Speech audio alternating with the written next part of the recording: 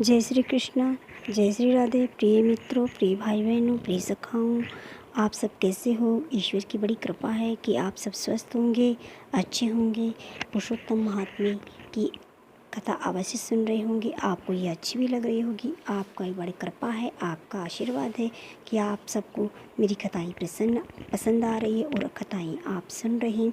तो कृपया मेरी कथाएँ आप रोज़ सुने और कथा सुनने के बाद चैनल को लाइक करें, शेयर करें, सब्सक्राइब करें। आपका बहुत बहुत धन्यवाद। अब मैं आज आपको पुरुषोत्तम महात्म्य का 11वां अध्याय सुनाती हूँ। ऋषि पुत्री का घोर तप तथा शिव का उसे 5 पति होने का वर देना। नारद जी बोले, हे महामुनि, ऋषि कुमारी को तप मुनियों को भी दुष्कर कार्य है, वह उसे कैसे करने लगी, ये हमें सुनाइए। श्री नारायण बोले, उस कल्याणी ने शांत सनातन 5 मुखी शिव का चिंतन कर अति दारुण तप आरंभ किया। सर्पों के आभूषण, नंद और भृंगी गण से सेवित 2400 तत्वों और तीनों गुणों से समन्वित 8 महासिद्धियाँ, प्रकृति एवं पुरुष से युक्त, मस्तक पर अर्धचंद्र एवं जटा मुकुट से सुशोभित मेरे भगवान शिव का ध्यान कर वह वाला ग्रीष्म ऋतु के सूर्य में पंचाग्नि के मध्य बैठकर परम तप करने लगी। हेमंत और शिशिर ऋतु में ठंडे जल में बैठकर मुख को जल के ऊपर करके तप करने लगी। उस समय वह ऐसी प्रतीत हुई मानो जल में कमलिनी खिली है। फिर सिर के नीचे काले बाल ऐसे सुशोभित थे कि मानो लताएं फैली हुई हो। शीत के कारण उसके ब्रह्म रंग से निकलता हुआ धुआं ऐसा प्रतीत होता था मानो कमल के मकरंद का पान करके भौरे निकल रहे हो। वह कोमलांगी कन्या प्रातः और सायंकाल धूम्रपान करके रहती थी। उसका कठोर तप सुनकर इंद्र बड़ा चिंतित हुआ। हे नरपनंदन, सब देवताओं को सराहने योग्य ऐसे तप में लगी हुई ऋषि कन्या को 9000 वर्ष बीत गए। तब पार्वती पति शंकर ने बाला के तप से प्रसन्न हो उसे अपने अगोचर रूप का दर्शन दिया। वह शिव को दर्शन पाकर झटपट खड़ी हो गई, मानो देह में प्राण वापस आ गए हो। वह तप से दुबली वाला हष्ट पुष्ट हो गई। हवा, धूप और वर्षा से पीड़ित था वह कन्या शिव जी को अत्यंत प्रिय लगी। तब कन्या ने नम्र हो शंकर जी को प्रणाम किया। फिर विश्व वंदित शंकर की मानसिक उपचारों से पूजा करके बड़ी श्रद्धा भक्ति से स्तुति करने लगी। कन्या बोली, हे पार्वती वल्लभ, हे प्राणनाथ, हे प्रभु, हे भर्ग, हे भूतेश, हे गौरीश, हे शंभु, हे तुम, हे सोम, हे सूर्य और अग्नि रूपी दिव्य त्रिनेत्र वाले मेरे आधार है। मुंडमालाधारी आपको नमस्कार है। अनेक तापों से उत्पन्न पीड़ा वाले व्याधि से युक्त इस घोर संसार रूपी सागर में डूबे हुए दुष्ट काल रूपी सर्प की उग्र दाढ़ों से इसे डसे हुए प्राणी भी आपकी शरण में आकर मुक्त हो जाते हैं। हे विभो, आपने बाणासुर को अपनाया, राजा अलंग की मरी हुई स्त्री को जीवित किया। हे दयानाथ, हे भूतेश्वर, हे चंडीश्वर, हे भव त्राण, हे मृत्युंजय, हे प्राणनाथ, हे दक्ष यज्ञ विध्वंस, हे शत्रुओं के नाशन, अपने भक्तों के जन्म मरण रूप बंधन के नाशन, आवागमन के मिटाने वाले, हे दुष्ट दृष्टिकर्ता, हे प्राणनाथ, हे पापहारी, आपको नमस्कार है। श्री कृष्ण बोले, हे युधिष्ठिर, मेघावी ऋषि की तपस्वी पुत्री मन और वाणी से शिव जी की स्तुति कर शांत हो गई। ऋषि पुत्री ने महा उग्र तप से युक्त उसकी स्तुति को सुन शिव जी बड़े प्रसन्न होकर बोले, हे तपस्विनी, हे महाभागी, तेरा कल्याण हो। मन इच्छित वर मांग, मैं तुझ पर बहुत प्रसन्न हूँ। चिंता मत कर हे राजन। महा आनंद में मग्न हुई कुमारी प्रसन्न हुए शिव के ऐसे वचन सुनकर बोली, हे दीनानाथ, दया सिंधु, यदि आप मेरे ऊपर प्रसन्न है तो मुझे मन इच्छित पति दीजिए। हे प्रभु, देर मत करो। हे महादेव, मुझे पति दो, श्रेष्ठ पति दो।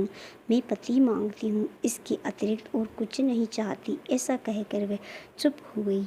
महादेव जी का ये सुनकर मुनि कन्या से बोले, हे मुनि कन्या, तूने जो कहा है वही होगा।